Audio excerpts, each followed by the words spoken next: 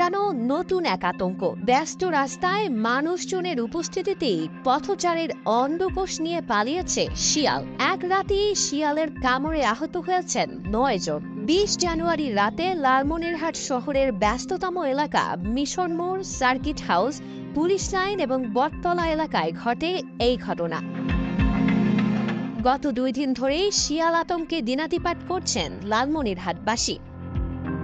এরই মধ্যে একজনের অন্ডকোষ কামড়ে নিয়ে যাওয়ার ঘটনাও ঘটেছে। বর্তমানে শিয়ালের কামড়ে আহতরা লালমনিরহাট সদর হাসপাতাল এবং আশঙ্কাজনক অবস্থায় দুজনকে রংপুর মেডিকেল কলেজ হাসপাতালে ভর্তি করা হয়েছে।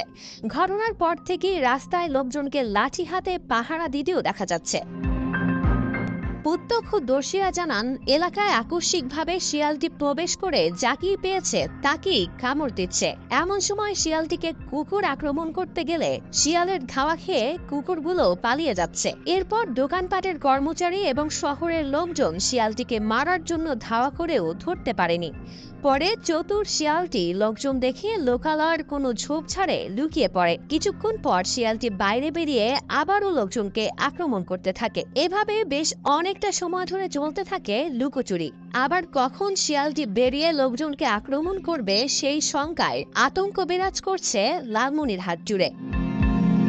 লালমনিরহাটে ২৫০ শয্যা বিশিষ্ট হাসপাতালের পক্ষ থেকে জানানো হয়, এখানে শিয়ালের কামড়ে আহত অবস্থায় ভর্তি রয়েছেন ৪ জন। এদের মধ্যে এক শিশুও রয়েছে। আহতদের চিকিৎসার পর ভ্যাকসিন দেওয়া হয়েছে। এদের মধ্যে আশঙ্কাজনক অবস্থায় ২ জনকে ভর্তি করা হয়েছে রংপুর মেডিকেল কলেজ হাসপাতালে।